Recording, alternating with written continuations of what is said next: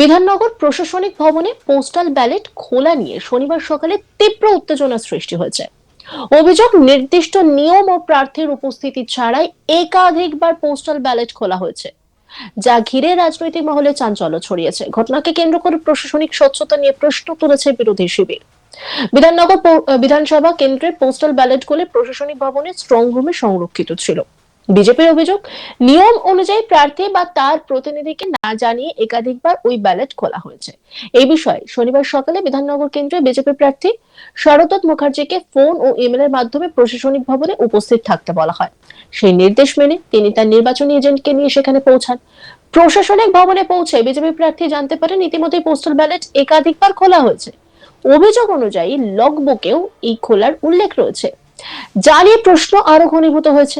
বিজেপির দাবি, কোনো লিখিত নির্দেশ ছাড়াই এই ব্যালট খোলা হয়েছে এবং পুরো প্রক্রিয়াটি গোপনে সম্পন্ন করা হয়েছে। তাদের অভিযোগ, বিধাননগরের ডেপুটি ম্যাজিস্ট্রেট গৌতম মন্ডলের নির্দেশে এই কাজ করা হয়েছে। ঘটনার খবর ছড়িয়ে পড়তে প্রশাসনিক ভবনের ভেতরে উত্তেজনা চরমে ওঠে। বিজেপি প্রার্থী শরদত্ত মুখার্জি এবং দলীয় কর্মীরা সরাসরি ডেপুটি ম্যাজিস্ট্রেটের কক্ষে ঢুকে প্রতিবাদ জানান। সেখানে তারা ক্ষোভ উগরে দেন এবং ঘটনার সঠিক ব্যাখ্যা দাবি করেন। পরিস্থিতি কিছু সময়ের জন্য উত্তপ্ত হয়ে ওঠে, যদিও পরে প্রশাসনের হস্তক্ষেপে পরিস্থিতি নিয়ন্ত্রণে আনানো হয়। বিজেপি প্রার্থী শরদত্ত মুখার্জি কি বলছেন শুনবো। সকালবেলা আজকে ফোন পাই 9টা সাড়ে 9টা নাগাদ। ওরা এখানে রাজ্য প্রশাসনটা চলছে পুরো হোয়াটসঅ্যাপে আর ফোন কলে, এবং ফোন কলটাও কিন্তু ল্যান্ডলাইনের ফোন কল আসে না, অদ্ভুত হচ্ছে হোয়াটসঅ্যাপ কল হয়। একটা হোয়াটসঅ্যাপ কল হলো, বাউরিন এবং একজন ভদ্রলোক পরিচয় দিল যে দাদা আপনি তাড়াতাড়ি চলে আসুন, আপনি ক্যান্ডিডেট তাও না। হ্যাঁ, কি না আপনাদের সেগ্রিগেশন হবে পোস্টাল ব্যালটে। আমি তাড়াতাড়ি তখন তো খুললাম, দেখি মেল এসছে কিনা, দেখলাম হ্যাঁ মেল এসছে। আজকে আমাদেরকে আসতে বলা হয়েছে 1 তারিখ, এখানে এসে সেগ্রিগেশন অফ পোস্টাল ব্যালট হবে। মানে কোনো বিধাননগর 116 ভোটার যদি বারাসাতে কোনো কাজে থাকে সরকারি দায়িত্বে, তার ভোট সেখানে দিতে পারে, সেই ব্যালটটা এখানে চলে আসবে। এটাকেই বলা হয় সেগ্রিগেশন। আমি তাড়াতাড়ি করে ফোন ব্যাক করলাম যে দাদা এখানে কোনো টাইম লেখা নেই। বলে 9:30, 10টা, 11টা, 11:30টার মধ্যেই এলেই হবে, হচ্ছে তাদের বক্তব্য। 9:30, 10টা, 10:30, 11টার মধ্যেই এলেই হবে। তাড়াতাড়ি আমরা সবাই চলে এলাম, এসে দেখলাম এখানে কেউ নেই। অনেকক্ষণ পরে 1-2 জন এলেন, তারপরে জানা গেল যে স্ট্রং রুম খুললেন, অনেক নাটক করে খোলা হলো স্ট্রং রুম, অনেক নাটক করে খোলা হলো ঔপচারিকভাবে। তারপরে একজন ওই স্ট্রং রুমে সেগ্রিগেশন করতে করতে আমাকে বলল যে আপনি আমি বললাম 116 এতগুলো কার্যকর্তা আছে, আমি একটু টিফিনের ব্যবস্থা করি। সব না খেয়ে চলে এসছে 9টায়। বলে আপনারা থাকবেন কেন, আপনার তো হয়ে গেছে। মানে বলে 115, 116 তো গতকাল হয়ে গেছে, আজকে তো খালি 117 আর 116 হয়ে গেছে, আজকে 115কে ডেকেছি। আমার একটু সন্দেহ হলো, নিশ্চয়ই ভুল বলছি। হ্যাঁ, পোস্টাল ব্যালট। এবার আমার একটু সন্দেহ হলো, নিশ্চয়ই ভুল বলছি। আমি এই আধিকারিক মিস্টার গৌতম মণ্ডল, উনি ডেপুটি সেক্রেটারি, ওনার ঘরে প্রবেশ করি। উনি বলেন চুপ, হয়েছে কি হয়নি কেউ বললেন না। পাশে একজন ভদ্রমহিলা সরকারি কর্মী ছিলেন, উনি বলেন কি আর মিথ্যে কথা বলবো স্যার, আগে তো অনেকবার খোলা হয়ে গেছে গতকাল।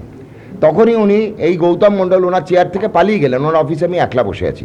5 মিনিট পরে মহিলা সরকারি কর্মচারীও চলে গেলেন।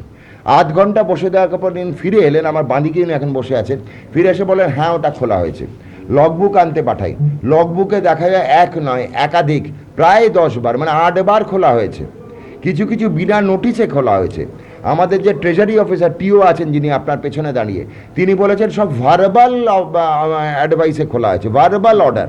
মানে মুখে বলে খুলে দে স্ট্রং রুম, খুলে গেল। এরপরে আমি বললাম আমাদের রিটার্নিং অফিসার এসডিও ম্যাডাম কোথায়? না ম্যাডাম ইলেকশন মিটিংয়ে আছে বারাসাতে। আমি বহুবার এসডিও ম্যাডাম মিসেস গার্গকে ফোন করি, উনি ফোন ধরেননি। আমি অন্য ফোন থেকে, আমার ছাড়া আরেকজন কার্যকর্তার ফোন থেকে, আননোন নাম্বার থেকে ফোন করি, উনি ফোন ধরলেন। ফোন ধরে বললেন যে আমি তো মিটিংয়ে ব্যস্ত, ওখানে কি কোনো প্রবলেম হয়েছে? আমি না, প্রবলেম হয়েছে, আপনি আসুন। বলে আমি দেখছি। তারপরে যখন এই প্রবলেমটা আমাদের এই ডেপুটি ম্যাজিস্ট্রেট ওনাকে বিশদে জানালেন, তারপরে আমি আবার ফোন করলাম, তখন উনি ফোন তুললেন, সঙ্গে সঙ্গে বললেন যে উনি আসছেন, উনি এক্ষুনি আসছেন, গাড়ি নিয়ে বেরিয়ে পড়েছেন। ওনার তার আগে অবধি সাংঘাতিক ইম্পর্টেন্ট মিটিং ছিল। তো এই পুরো রাজ্য প্রশাসন, এই ডেপুটি ম্যাজিস্ট্রেট, এই ট্রেজারি অফিসার, এখানে যে পুলিশ রয়েছে এবং তৃণমূলের দলদাস সাদা উর্দি পরা, আসলে ভেতরে গেঞ্জিটা তৃণমূলের ঘাসফুল লাখা গেঞ্জি পরে আছে। শরদত্ত মুখার্জি প্রমাণ করছে এই বিরোধী রাজনীতি কিন্তু মারতে দাম ত্যাগ করে যাব। সব ইমেল করা হয়ে গেছে, আমরা মিনিটের মধ্যে ইমেল করেছি। এই ঘটনায় নির্বাচন প্রক্রিয়া স্বচ্ছতা নিয়ে প্রশ্ন উঠেছে। বিজেপির পক্ষ থেকে জানানো হয়েছে বিষয়টি নিয়ে তারা আনুষ্ঠানিক অভিযোগ দায়ের করবে এবং প্রয়োজন হলে নির্বাচন কমিশনের দ্বারস্থ হবে। প্রত্যন্ন সিনহা বিজেপি প্রার্থীর লিগ্যাল হেড, তিনি কি বলছেন শুনুন। এখানে একটা গন্ডগোল যেটা হচ্ছে যে রিটার্নিং অফিসার